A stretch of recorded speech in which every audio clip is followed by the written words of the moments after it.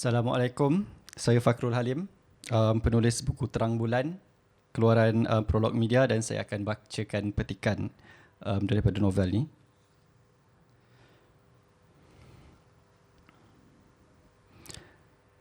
Ada bau benda terbakar. Apakah dia? Hantu itu menoleh memandang ke arah Badar semula. Badar sudah berdiri tegak, walaupun dengan keadaan dirinya yang berlumuran darah dan tangan kanan yang hancur lunyai. Hantu itu ketawa sambil tergeleng-geleng. Kau tak faham lagi, Badar? Setiap orang adalah bulan. Ada sebelah sisi daripada diri mereka yang tak pernah mereka tunjukkan kepada sesiapa pun. Sebaik mana pun kau lihat seseorang manusia, mereka ada anti diri yang seperti aku, yang mereka rahsiakan daripada pengetahuan semua orang. Sekuat mana pun mereka cuba untuk singkirkan kami, mereka tetap takkan berjaya. Sebab apa? Sebab sekuat mana pun kau cuba untuk berubah, bulan tetap bulan. Bulan hanya berpusing satu arah sahaja. Sebelah dirinya dilimpahi cahaya, sebelah lagi selama-lamanya akan sentiasa berada dalam kegelapan. Aku kegelapan kau, Badar. Aku adalah bahagian diri kau yang kau takkan berjaya buang. Dengan tangan kirinya, Badar menekan punat lift. Anak panah naik ke atas. Paparan aras lift yang menunjukkan huruf G mula meningkat ke nombor 1. Hantu itu ketawa lagi. Badar, kau nak naik lift pula sekarang ni?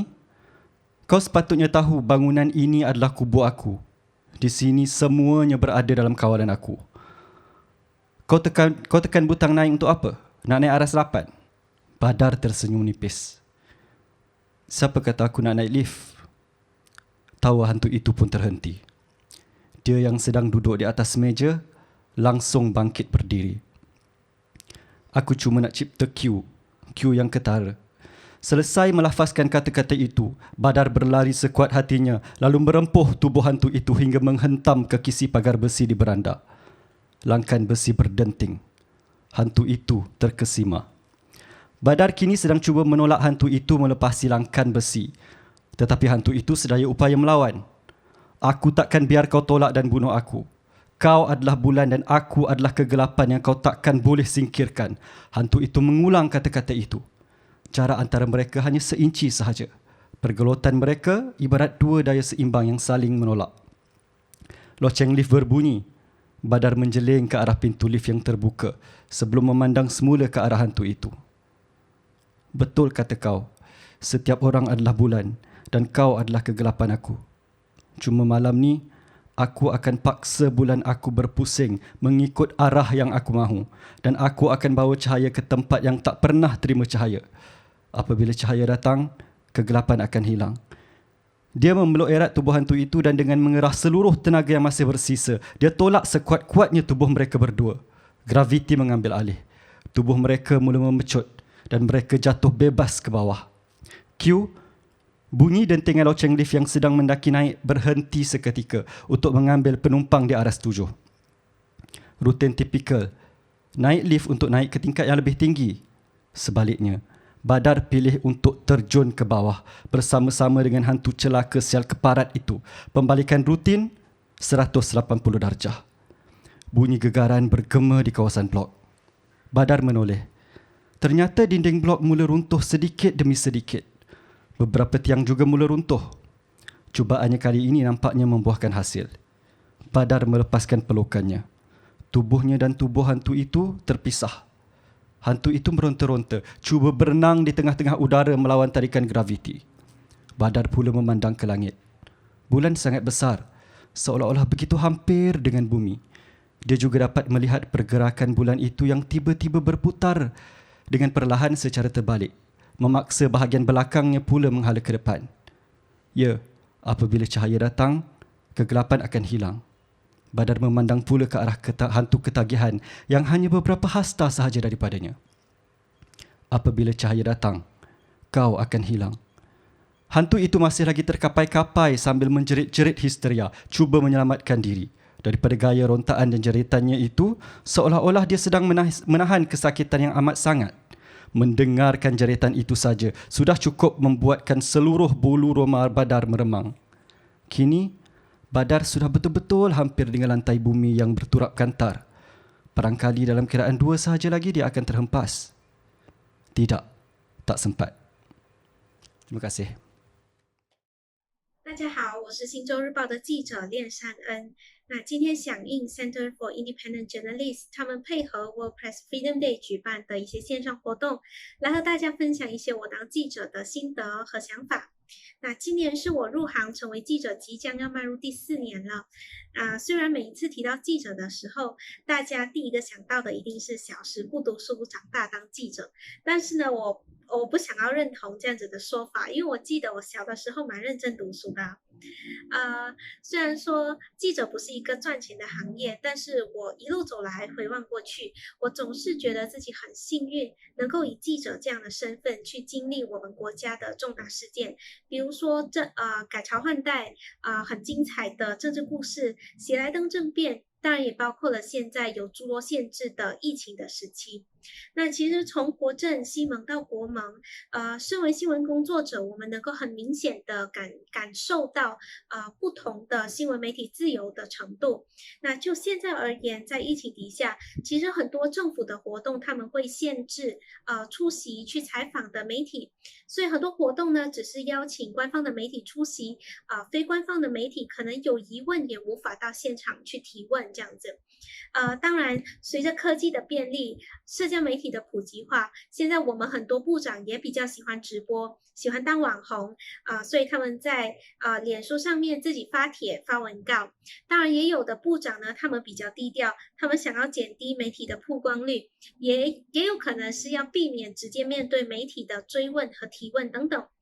就算是有那么多的限制，我看我的同行、我的同业、我的同事，其实当中还是有很多充满热忱有原则以及充满理想的记者。那就我自己而言，在这接近4年的过程中，当然有很多的感受还有故事。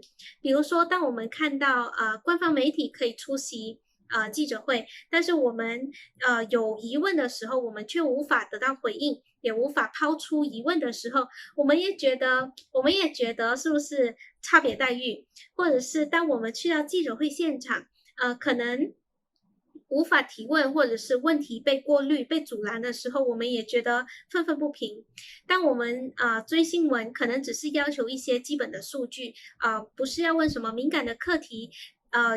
拨了无数通电话，发了无数个讯息，也得不到回应，得到的只是一连串已读不回的讯息的时候，我们也觉得很无解。对，在现在网络社交媒体当道的时代，其实我们的新闻求快，也求点击率。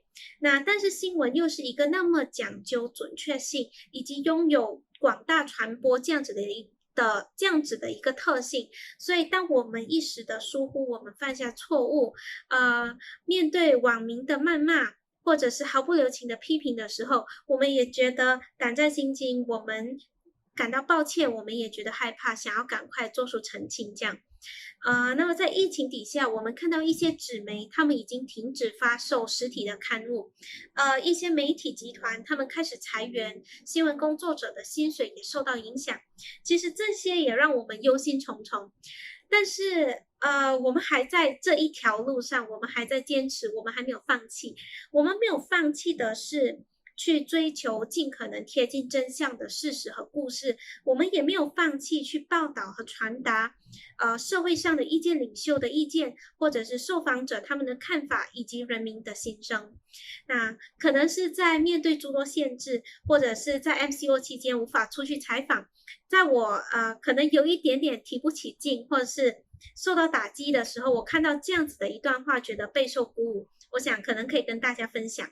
它是这样子的：无论是国政、西蒙还是国盟，也无论当下的新闻媒体气候是否自由，只要是政经文教各个课题，凡是牵动社会、经济、人民的各个事件，去跟进、去追踪、去报道、去记录，都是新闻工作者的职责，这是毫无疑问、毫无悬念的。所以我想，我希望马来西亚的新闻媒体能够更加自由，整个生态包括了内容的作者、读者、网民，甚至是政治人物、朝野政党，我们能够更加的重视公共资讯的透明度、新闻的自由度，让我们一起提升我们的媒体素养，让我们一起打造更加健康的媒体生态。谢谢大家。அனைவருக்கும் வணக்கம். நான் ஈஸ்வரி பழனிசாமி. என்னுடைய கட்டுரைகளை நீங்கள் மல்லிகைமேலில் படிச்சிருப்பீங்க. நான் ஒரு பத்திரிகை நிருபராக பணிபுரிகிறேன். 14 வருடங்களாக இந்த இண்டஸ்ட்ரியில் இருக்கிறேன். இப்போ நம்ம பார்த்தோன்னா என்ன டாபிக் பற்றி பேச போகிறீங்க ஈஸ்வரி அப்படின்னா, நம்மளுடைய the transparency of our state institutions in providing information. And basically ஏன்னா the difficulties we have in obtaining these information mostly இதுதான் crux of the matter. ஏன்னு பார்த்தோன்னா அஃபிஷியல் சோர்சஸ், அதாவது மந்திரியோ இல்லை அவங்களுடைய இந்த ஹையர் ரேங்கிங் ஆஃபீஸர்ஸ் கிட்ட இருந்து சில சமயத்தில் டைரெக்டாக இன்ஃபர்மேஷன் வாங்குற விஷயம் ஒரு ஒரு கடும் பிரச்சனையாகவே இருக்குதுன்னே சொல்லாமே. Maybe not all the time, ஆனால் quite a number of times இது ரொம்ப நடக்குது. எஸ்பெஷலி சில முக்கியமான பாலிசி சம்மந்தப்பட்ட விஷயத்துல இன்னும் அதிகமான தகவல் வேண்டும், கூடுதலான தகவல் வேணும், ஏன்னா அவ்வளோ கிளியரா இல்லை அப்படின்னு சொல்லி நம்மள இந்த தகவலை போய் நாடும் பொழுது நம்மளுக்கு அது கிடைக்க மாட்டேது. அப்ப நம்ம என்ன செய்யறோம், சோர்சஸை தேடுறோம். அந்த மினிஸ்ட்ரியில வேலை செய்யற ஒருத்தவங்களோ இல்லை அந்த பாலிசியை பத்தி அறிந்தவர்களோ இவங்க கிட்ட பேசி அதை இன்னும் புரிஞ்சிக்க நம்ம எஃபர்ட் எடுக்கணும். ஒரு பத்திரிகை நிருபரா இருக்கும் பொழுது நம்ம தான் இந்த எஃபர்ட்டை எடுக்கணும். ஆனா இது இந்த இன்ஃபர்மேஷன் டைரக்டா வர வேண்டியவங்க கிட்ட இருந்து நம்மளுக்கு கிடைச்சிச்சுன்னா இன்னும் கொஞ்சம் சுலபமா இருக்கும். அது இன்னும் டிரான்ஸ்பெரண்டாவும் இருக்கும். ஆனா இந்த டிரான்ஸ்பெரன்சி அப்படின்ற விஷயம் ஒரு கஷ்டமான விஷயமாவே இருக்குது. நம்மளுடைய நாட்டுல பார்த்தோம்னா டிரான்ஸ்பெரன்சின்ற விஷயம் அந்த டாபிக்கே ஒரு வகையில கொஞ்சம் பிரச்சனையா தான் இருக்குது. அதனாலதான் நம்ம ஒரு கட்டுரை எழுதும் போது அது ஒரு முக்கியமான டாபிக்கா இருக்கும்போது நம்ம சோர்சஸை போய் தேடணும். இந்த விஷயம் ஏன் நடக்குதுன்னா, back to the core problem. பேச வேண்டியவங்க பேச வேண்டிய நேரத்துல பேச மாட்டாங்க. ஆனா நம்ம வேலை நம்ம தகவலை நம்மளுடைய ரீடர்ஸ்க்கு, மக்களுக்கு கொடுத்துக்கிட்டே இருக்கிற பட்சத்துல நம்ம போய் தகவலை வேற சோர்சஸ் கிட்ட இருந்து நாடி அப்புறம் நம்ம அதை கொராபரேட் பண்ணணும். முக்கியமா ஒரே ஒரு சோர்ஸ் கிட்ட பேசி எழுதுறதை விட்டுட்டு நம்ம பல சோர்சஸ் கிட்ட பேசி இல்ல பல இந்த விஷயத்தை பத்தி அறிந்தவர்கள் கிட்ட பேசி நம்ம கொராபரேட் பண்ணி தான் எழுத முடியும். It takes time, but ethics முக்கியம் அல்லவா? அதனால நம்ம எத்திக்ஸை கைப்பிடிச்சி கையாண்டு நம்ம நம்மளுடைய வேலையை செய்யணும். பட் இந்த சிச்சுவேஷன் மாறணும். ஸோ ஹோப்ஃபுல்லி கூடிய சீக்கிரம் இல்லை கூடிய விரைவில் ஒரு மாற்றம் வரும்னு நான் எதிர்பார்க்கிறேன். ஆண்டுக்காண்டு நம்ம வேர்ல்ட் பிரஸ் ஃப்ரீடம் டேல இதை பற்றி பேசிக்கிட்டு தான் இருக்கிறோம். ஸோ ஹோப்ஃபுல்லி சூன் ஒரு நல்ல மாற்றம் வரும்னு நான் ரொம்ப ஹோப்ஃபுல்லா இருக்கிறேன். நன்றி, வணக்கம். Hi, salam dari America. Selamat pagi, selamat malam. It's such an honor to be invited to join this virtual celebration of World Press Freedom Day in Malaysia, a place that's so close to my heart, even though I haven't been there since 2019, I guess. Anyway, I just want to say how grateful I am and how I share the frustration I'm sure so many of you feel at the laws that still shackle the press. I know that nobody needs to teach Malaysian journalists how to be good journalists. I know you know how to do this. The problem is these laws, the Defamation Act, the Official Secrets Act, the Sedition Act, the Security Offenses Special Measure Act. All of these things are really shackling Malaysian journalists. And so I so admire GRAM and CIJ and the National Union of Journalists for all the work you do to try to change this. I think I was really disappointed after the results of the 14th general election that these laws were not changed. And I think that one thing that we've learned, unfortunately, is that until the laws are changed, nothing has changed. But on the other hand, I know that Malaysian people, that Malaysian journalists really want to see these changes. I was really heartened by the response to the judgment against Malaysia Kini, the contempt of court judgment, and how within just a matter of hours, Malaysians raised 500,000 ringgit to pay that fine. One lesson that I learned from the years that I did research in Indonesia was the incredible importance of journalists themselves in bringing about change, that there's no other constituency. You know, the politicians, they may give lip service to independent media, but Nobody likes being criticized. And having independent media that are free to monitor those in power, that is so essential in a real democracy.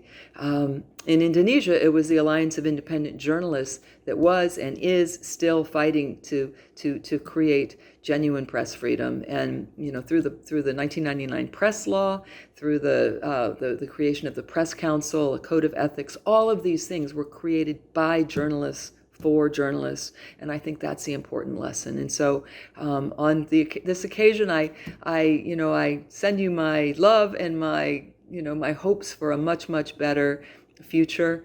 And I wish everyone who's celebrating a Ramadan Mubarak and an Eid Mubarak.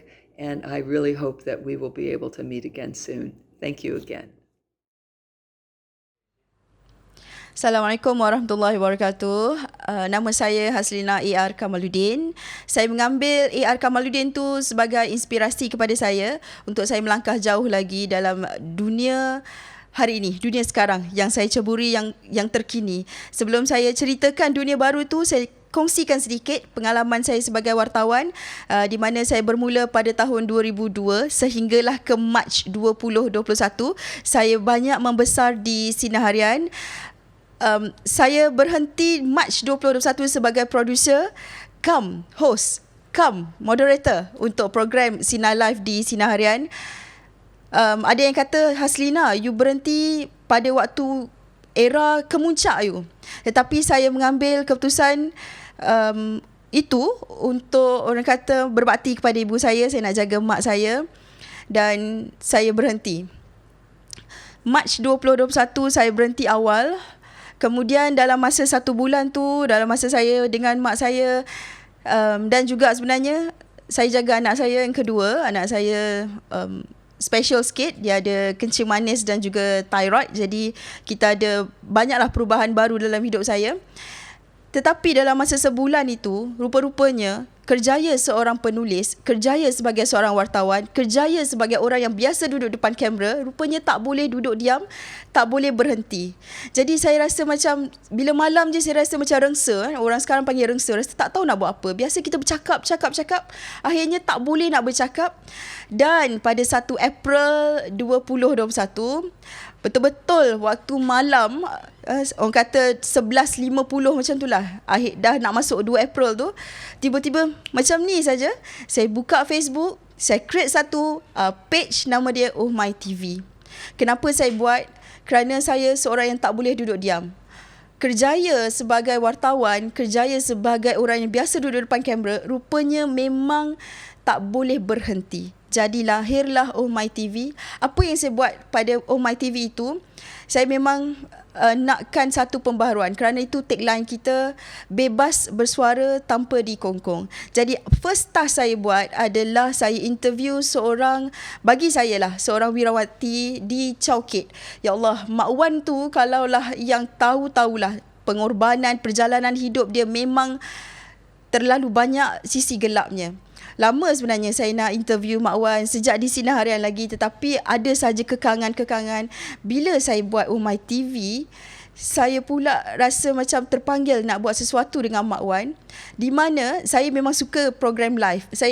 Orang kata kalau record ni akan jadi 2-3 kali take. Tapi bila live, memang saya suka. Dan saya cakap dengan Mak Wan, saya nak interview Mak Wan ni secara live pukul 11.30 malam ke atas. Buat apa, dia tanya. So saya cakap, saya nak buat ni, tetapi Mak Wan jangan tanya untuk Sinar Harian ke, view tinggi ke, apa ke. Saya tak janjikan apa-apa, tetapi ini langkah mula saya, dan mungkin sebenarnya untuk Mak Wan juga, mungkin langkah seterusnya untuk Mak Wan. Dan Mak Wan kata okey, dan saya dibantu oleh Cikgu Jinggo. Bias Ina, kita buat 11.30 malam. Kami menyusul jalan-jalan Chowkit tu, ya Allah, memanglah rasa takut gila. 11.30 malam, apa yang anda rasakan. Tetapi kita ni dah biasa nak bercakap live kan, bawa handphone saja. Apa gadget yang saya ada? Saya tak ada. Kalau dulu kat Sinar Harian kita ada kamera, kita ada lighting man, kita ada semua ada. Tapi saya hanya ada phone sahaja, dan yang pegang phone dan lighting itulah adalah suami saya sendiri. Saya cakap dengan suami saya, abang, awak kena tolong saya nak buat ini, nak buat live, angle apa yang saya buat suka hati awak lah. Asalkan dia tak lari daripada, orang kata kalau saya cerita pasal bangunan, you jangan pergi shoot benda lain, cerita bangunan. So dia kata okey Ina, saya support. Jadi berjalanlah kami pergi dengan Mak Wan, dengan ketakutan. Faham kan, zaman-zaman COVID ni sesiapa pun boleh kena bila-bila masa, tak kira siapa. Jadi kita lalu dengan jumpa macam-macam orang dekat Coket. Tapi kita kental itu semangat My TV yang baru saya bawa. Jadi sebenarnya saya nak kongsikan apa yang saya buat itu baru langkah mula. Kalau nak tengok follower saya baru 300. Tapi itu pencapaian besar untuk saya. Seorang yang nothing, tak ada apa-apa. Dan saya buat juga video. Selepas kita live 30 minit, kita buat satu video yang mana video itu saya cakap dengan Mak Wan boleh cerita apa saja dengan Nina, yang mana Mak Wan tak pernah cerita dengan siapa-siapa.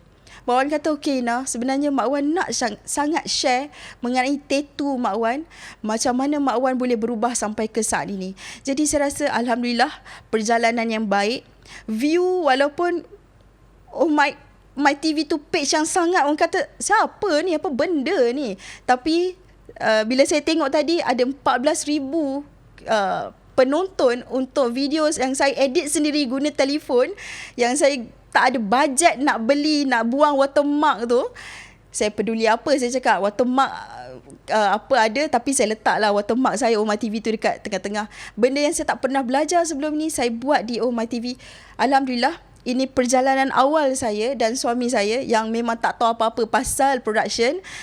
Alhamdulillah, dan saya rasa seseorang itu kalau nak berjaya buat page ke, nak jadi wartawan ke, buatlah, asalkan ada etika-etika yang anda rasa memang kita bebas bersuara, tetapi jangan sampai mengaibkan orang, jangan sampai memalukan orang, jangan sampai kita menggadaikan diri kita ni untuk sesuatu yang tidak baik. Itu yang saya nak kongsikan kepada semua, bahawa penulisan kita, apa yang kita cakap, apa yang kita sampaikan, kita bebas untuk bercakap apa saja, namun ada landasan dia. Jadi inilah platform saya, My TV, yang memang orang kata baby lagi. Kalau orang kata lahir 1 hari bulan, hari ini dah berapa belas hari bulan, masih lagi, kalau orang Melayu kata masih dalam pantang. Tetapi saya akan terus bergerak, terus lagi, insyaAllah Saban Minggu akan memberikan sesuatu kepada player-player saya dengan tajuk kisah larut malam saya. InsyaAllah saya akan berikan. Inilah sharing saya kepada rakyat Malaysia. Mana tahu ini menjadi titik semangat buat anda. Saya tak ada duit untuk beli itu, saya tak ada duit untuk beli gadget, tetapi semangat saya ada. Saya tahu apa yang saya nak buat, itu yang saya nak sharekan, itu yang saya nak kongsikan kepada anda. Kejayaan seseorang itu bukan bergantung kepada berapa ramai follower di page itu, tetapi yang menjadi intipatinya adalah semangat dan juga orang kata kepuasan seseorang. Itu yang ingin saya kongsikan. Jadi kepada anda, jangan sesekali kalau anda rasa nak buat sesuatu, teruskan, pasti berjaya, insyaAllah. Terima kasih. Press Freedom Blues. Freedom comes in many colors. We are on paper guardians of the gate. In our country's flailing democracy, are we really the fourth estate? In the last 30 years around the world, 1,400 journalists lost their lives, slain in the line of duty. This we must not forget.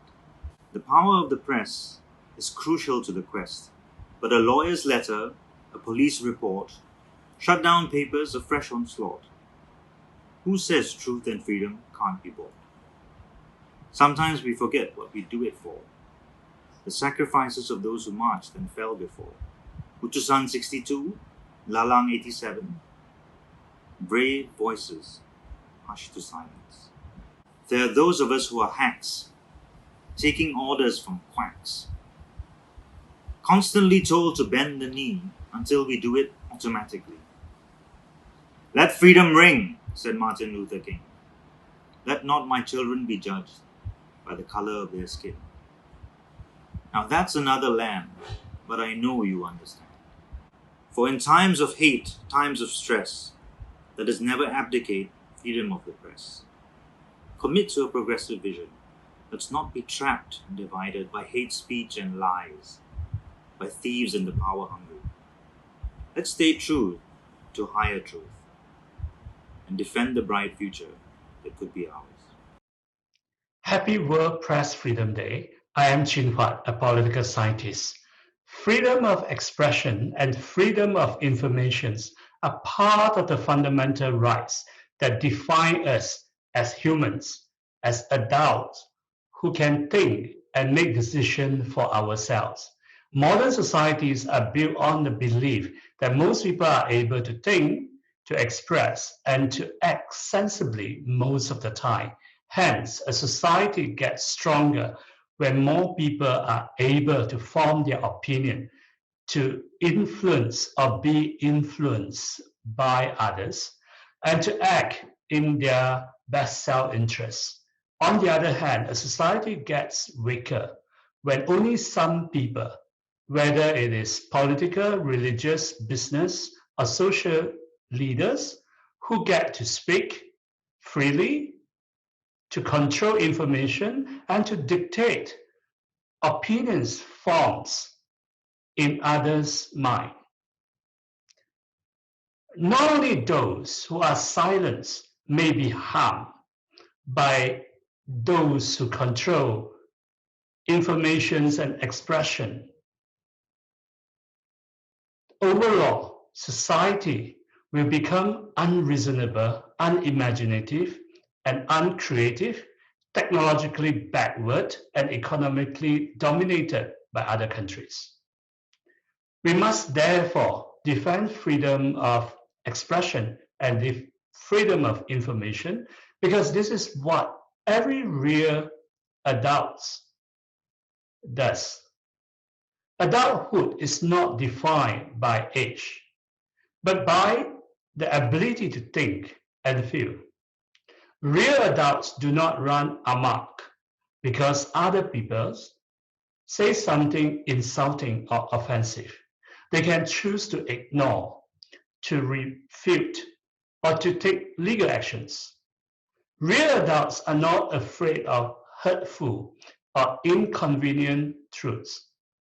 They can process information and find solutions to deal with their challenges.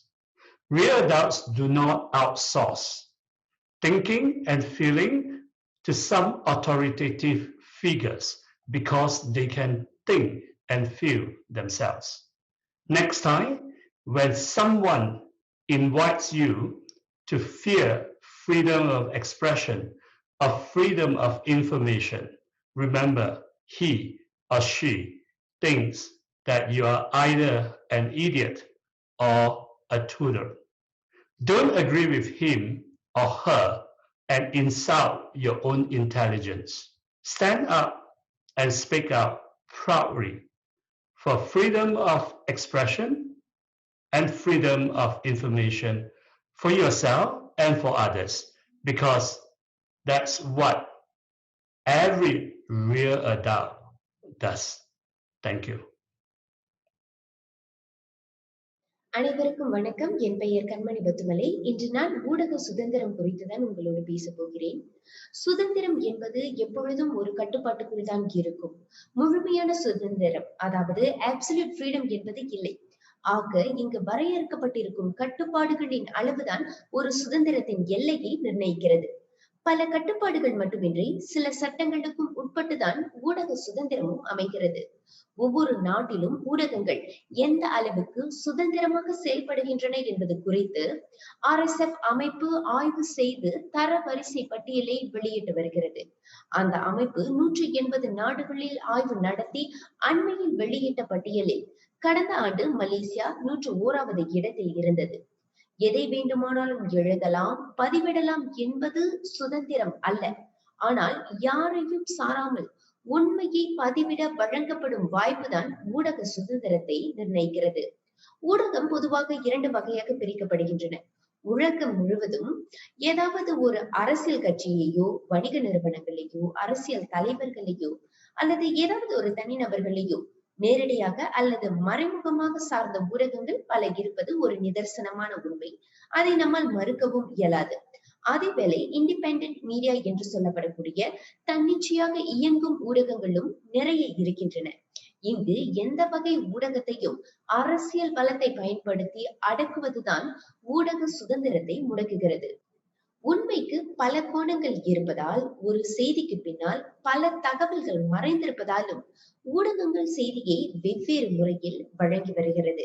இங்கு ஆய்வு செய்து முடிவுக்கு வர வேண்டியவர்கள் வாசகர்கள் தான், அதாவது மக்கள். ஆனால் அவர்கள் ஒரு முடிவுக்கு வருவதற்கு முன்பே அவர்களுக்கு தெரிய வேண்டிய தகவல்களை முழுமையாக தெரிய விடாமல் தடுக்கும் முயற்சிதான் ஊடக சுதந்திரத்தின் முதல் மறுட்டல். அடக்குமுறை என்றுமே ஜனநாயக நாட்டில் புரட்சியைத்தான் வெடிக்கச் செய்யும். ஊடகவியலாளர்களை அடக்குவது, அவர்களை சட்டங்களின் பேரில் அச்சுறுத்துவது ஒரு நாட்டின் ஜனநாயகத்திற்கு தான் ஆபத்தாக முடியும். இந்த நவீன போரில் தகவல்களும் செய்திகளும் மட்டுமே ஆயுதமாக பயன்படுத்தப்பட வேண்டும். ஆனால் உண்மையை பேசினால் தண்டனை கிடைக்கும் என்ற பயத்தை ஊடகவியலாளர்கள் மத்தியில் ஏற்படுத்தும் போதுதான் ஒரு ஊடகத்தின் சுதந்திரம் கல்லறையில் புதைக்கப்படுகிறது. சுதந்திரத்தின் எல்லையை நிர்ணயிக்க சட்டங்கள் தேவை. அது இல்லாவிட்டால் யார் வேண்டுமானாலும் எதை வேண்டுமானாலும் எப்படி வேண்டுமானாலும் பேசலாம் என்ற நிலை வந்துவிடும். அது அமைதியை குலைத்துவிடும். ஆனால் இந்த சட்டங்கள் எதுவும் உண்மைக்கு குரல் கொடுக்கும் ஊடகத்தை தண்டிக்க பயன்படுத்தப்படக்கூடாது என்பதுதான் என் கருத்து. ஒரு நாட்டில் சமுதாயமும் அரசியல் தலைமையும் மனம் வைத்தால் ஊடக சுதந்திரம் காப்பாற்றப்படும். நன்றி.